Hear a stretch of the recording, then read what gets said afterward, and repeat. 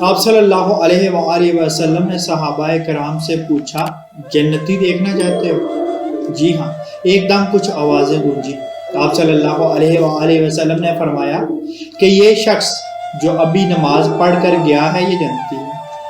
تھوڑی دیر بعد ایک صحابی اٹھے اور اس شخص کے پیچھے چل پڑے دیکھنے کے لیے آخر یہ شخص کرتا کیا ہے کہ سرکار دو عالم صلی اللہ علیہ وآلہ وسلم نے مسجد نبوی میں بیٹھ کر اس کے جنتی ہونے کا اعلان فرما دیا۔ یہ صحابی اس شخص کے گھر پہنچے اور اجازت چاہی کہ وہ چند دن ان کے گھر میں مہمان بن کر رہنا چاہتے ہیں۔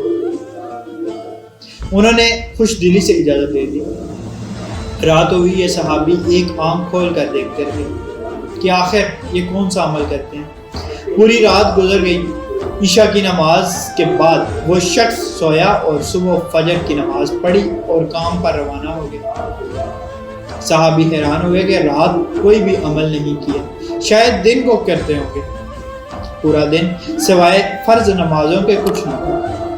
دوسری رات پھر بیداری میں گزری کہ شاید ابھی اٹھیں اور قرآن کی تلاوت کریں یا نفل پڑھیں، مگر عشاء کے بعد آرام کیا اور وہ شخص پھر فجر کے وقت ہی اٹھا اور سارا دن وہی معمول۔ تیسرا دن آیا، صحابی نے اس شخص کو پکڑ کر بٹھایا اور کہا میں نے اپنے کانوں سے آقا دو عالم صلی اللہ علیہ وآلہ وسلم کو تمہارے جنت میں جانے کی گواہی دیتے ہوئے سنا ہے۔ آج تیسرا دن ہے، میں نے سارے اعمال دیکھے مگر ان اعمال سے زیادہ تو ہم خود کرتے۔ بتاؤ کیا بات ہے؟ اب صبر نہیں ہوتا۔ آنکھوں سے آنسو موتی کی صورت نکلے اور داڑھی میں جذب ہو گئی۔ میرے پاس کوئی عمل نہیں، ہاں اتنا ضرور ہے کہ آج تک کسی انسان کے بارے میں کوئی نفرت، بغض اور کینہ دل میں نہیں رکھا۔